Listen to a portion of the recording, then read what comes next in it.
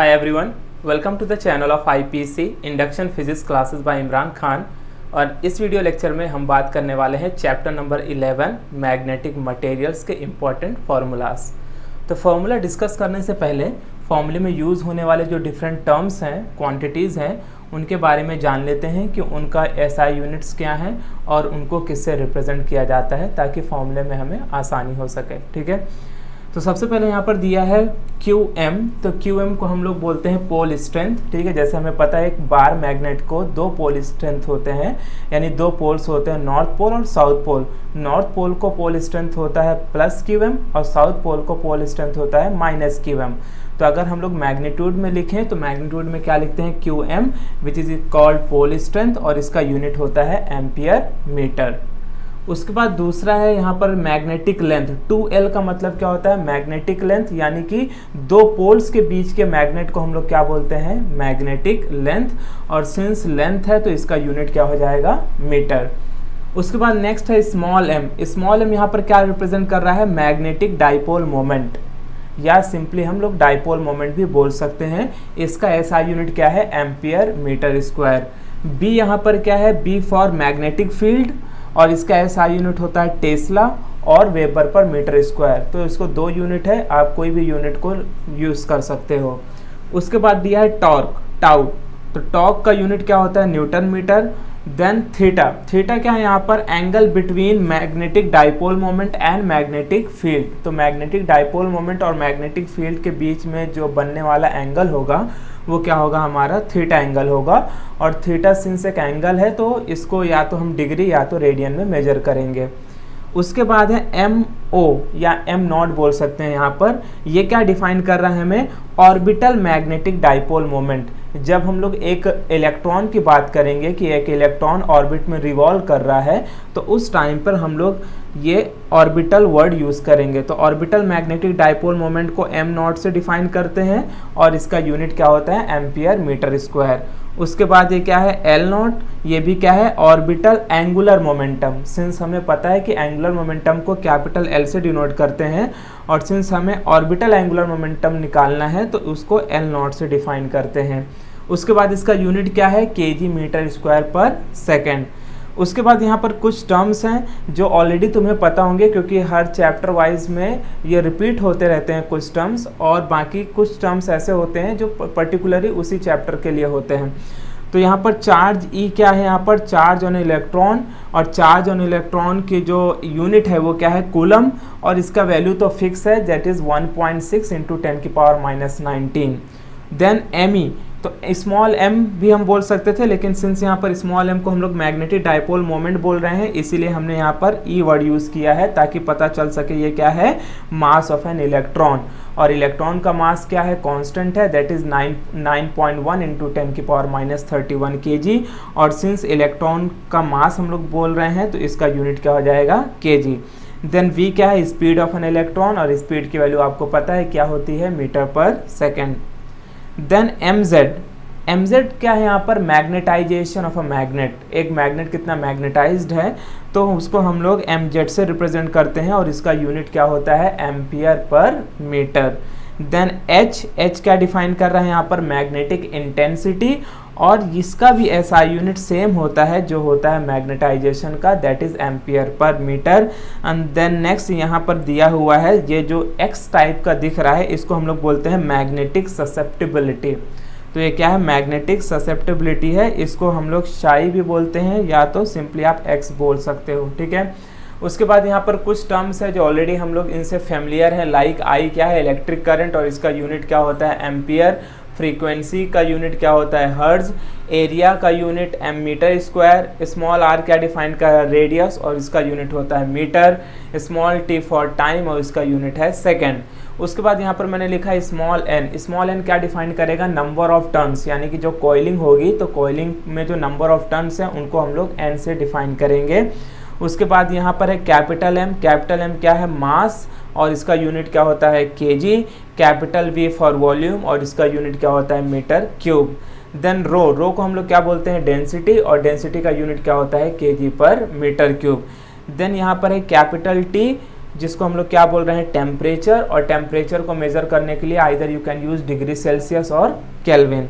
उसके बाद देखो यहाँ पर जो मैग्नेटिक ससेप्टिबिलिटी है, इसको मैंने यहाँ पर कोई यूनिट नहीं लिखा हुआ है, क्योंकि ये जो मैग्नेटिक ससेप्टिबिलिटी है ये रेशियो होता है between the two similar quantities. तो जब भी कोई भी टू सिमिलर क्वांटिटीज़ का रेशियो होता है तो उसको कोई यूनिट नहीं होता है, क्योंकि उनके यूनिट कैंसिल हो जाते हैं। तो ना तो यूनिट होगा ना तो डायमेंशन होगा।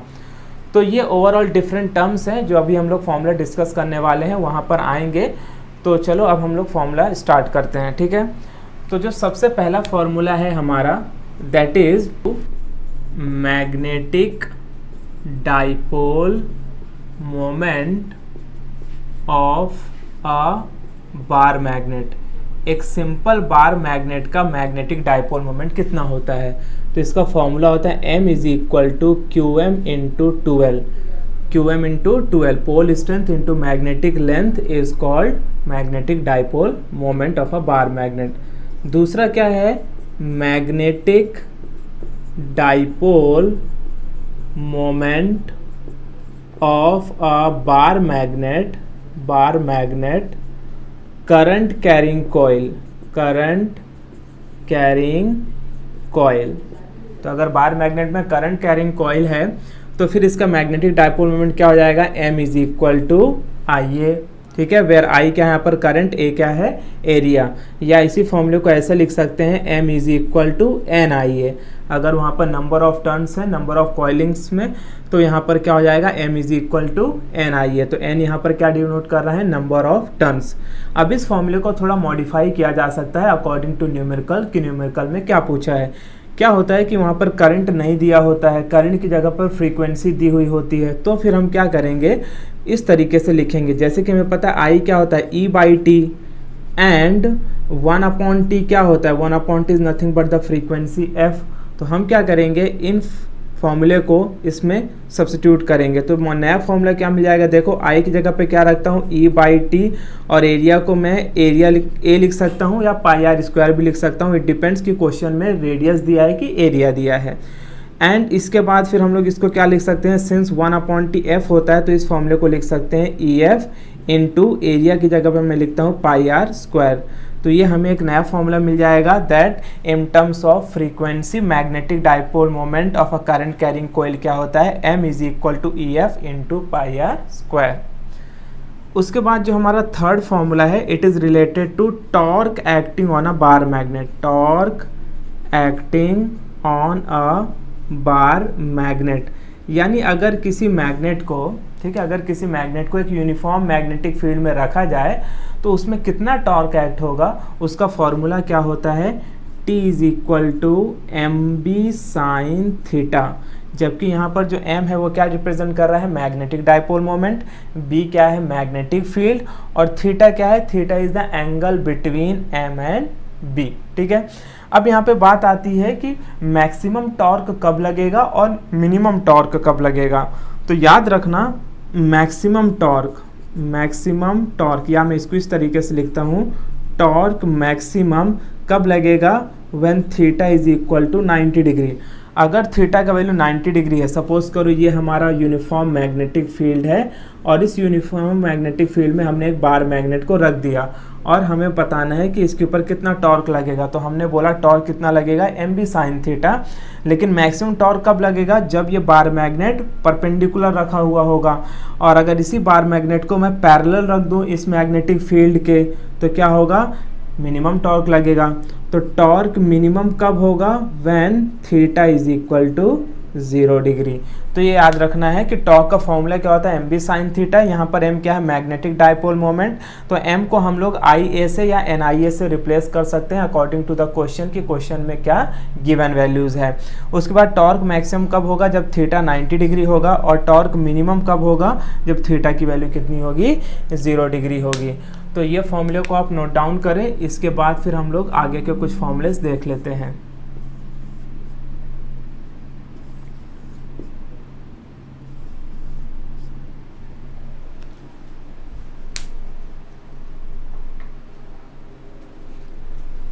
Okay,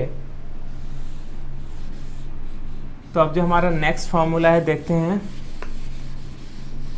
it is related to orbital magnetic dipole moment. Yes, अब जो नया फॉर्मूला है that is orbital magnetic dipole moment of an electron.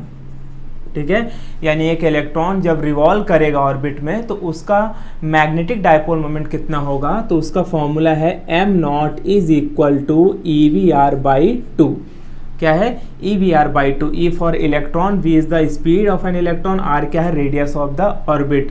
तो ये फॉर्मूला हमें कब यूज करना है, जब ऑर्बिटल मैग्नेटिक डाइपोल मोमेंट यानी इलेक्ट्रॉन का डाइपोल मोमेंट पूछा जाए तो। ओके, देन उसके बाद जो नेक्स्ट फॉर्मूला है it is related to orbital angular momentum of an electron. अगर हमें एंगुलर मोमेंटम निकालना हो जो इलेक्ट्रॉन रिवॉल्व कर रहा है तो उसका फॉर्मूला क्या है, L naught is equal to MEVR।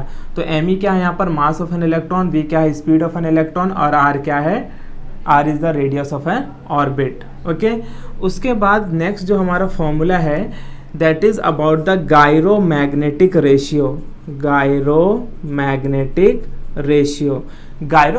Ratio क्या होता है, basically it is the ratio of magnetic dipole moment यानी orbital magnetic dipole moment upon orbital angular momentum, और इसका फॉर्मूला मिलता है अपने को, it is equal to E/2me। तो यहाँ पर E क्या है, charge of an electron, Me क्या है, मास ऑफ एन इलेक्ट्रॉन, और यहाँ पर हम लोग क्या बोल रहे हैं कि m0/L0 को ही क्या बेसिकली बोल रहे हैं हम लोग, गायरोमैग्नेटिक रेशियो। तो गायरोमैग्नेटिक रेशियो का फॉर्मूला क्या मिल गया है, E/2me, और याद रखना है गायरोमैग्नेटिक रेशियो क्या होता है, it is the ratio of magnetic dipole moment upon angular momentum. Okay, then the next formula is related to magnetization. Yes, very important formula, magnetization। और मैग्नेटाइजेशन का फॉर्मूला होता है it is mz is equal to mnet upon volume. तो यहाँ पर mnet क्या है, net orbital magnetic dipole moment of an electron, और v क्या है यहाँ पर, v इज द वॉल्यूम। अब वॉल्यूम कैसे निकालेंगे, ठीक है, तो वॉल्यूम निकालने के लिए, क्योंकि न्यूमेरिकल में ये जरूरी नहीं कि आपको डायरेक्टली वॉल्यूम दिया हुआ हो, तो वॉल्यूम ना देखकर वहाँ पर क्या दिया होगा, डेंसिटी दिया होगा, मास दिया होगा। तो फिर हम क्या करेंगे, जैसे कि हमें पता है डेंसिटी का फॉर्मूला क्या होता है, मास अपॉन वॉल्यूम। तो यहाँ से वॉल्यूम क्या मिल जाएगा फिर अपने को, मास अपॉन डेंसिटी। तो इस फॉर्मूले का यूज़ करके आप वॉल्यूम निकाल सकते हो। ठीक है, तो इन फॉर्मूले को आप नोट डाउन करें, फिर इसके बाद हम लोग बाकी के भी फॉर्मूले देख लेते हैं।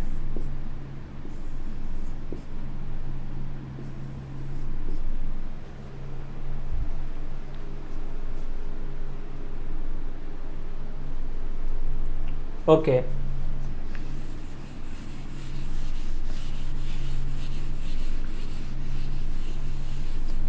सो अब जो हमारा नेक्स्ट फॉर्मूला है that is relation between magnetization and magnetic intensity. Magnetization और मैग्नेटिक इंटेंसिटी के बीच में क्या रिलेशन है, तो इससे हमें रिलेशन मिलता है mz is equal to susceptibility h। क्या है, mz is equal to susceptibility h। मैं बात कर रहा था कि ससेप्टिबिलिटी को कोई यूनिट नहीं होता है, क्यों, because it is the ratio of two similar quantities. तो यहाँ पर मैग्नेटाइजेशन और मैग्नेटिक इंटेंसिटी दोनों का यूनिट क्या होता है, एम्पियर पर मीटर। तो दोनों यूनिट कैंसिल हो जाएंगे, तो ससेप्टिबिलिटी को कोई यूनिट नहीं होगा। तो ये रिलेशन याद रखना है। और जहाँ पे ये जो h है, h किसके बराबर होता है, it is equal to ni, where n is the number of turns और i क्या है यहाँ पर करंट। उसके बाद नेक्स्ट फॉर्मूला है that is susceptibility in terms of temperature. तो susceptibility in terms of temperature क्या होता है, basically that the susceptibility is inversely proportional to temperature. तो अगर इन जनरल में फॉर्मूला लिखूं तो फॉर्मूला क्या मिल जाएगा, x1 t1 is equal to x2 t2। ये फॉर्मूला डायरेक्टली कैसे पूछा जाता है कि आपको दो ससेप्टिबिलिटी दी हुई होंगी, एक टेम्परेचर का वैल्यू दिया हुआ होगा और पूछेगा कि आप T2 बताओ, या तो दो टेम्परेचर दिया होगा, एक ससेप्टिबिलिटी दिया होगा और एक ससेप्टिबिलिटी आपसे वो पूछेगा। तो इस तरीके से ये इतने टोटल इम्पॉर्टेंट फार्मूलाज हैं जिन फॉर्मूले को लर्न करके आप न्यूमेरिकल सॉल्व करो। होप सो कि आपको उसमें आसानी होगी। ओके।